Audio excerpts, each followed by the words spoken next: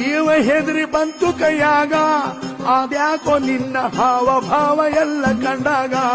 ಮಾದೇವ ನಿನ್ನ ಭೇಟಿ ಮಾಡೋದೆಂಗೆ ಇವಾಗ ಯಾವ ತರ ಧೈರ್ಯ ಮಾಡೋದು ಮಾದೇವ ನಿನ್ನ ಮುಂದೆ ಬಂದು ಹೆಂಗೆ ನಿಲ್ಲೋದು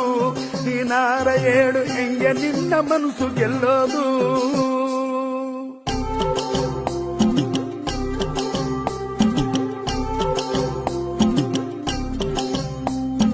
ನೋಡಿದೊಳೆ ನಡುಕ ಶುರುವಾಯ್ತು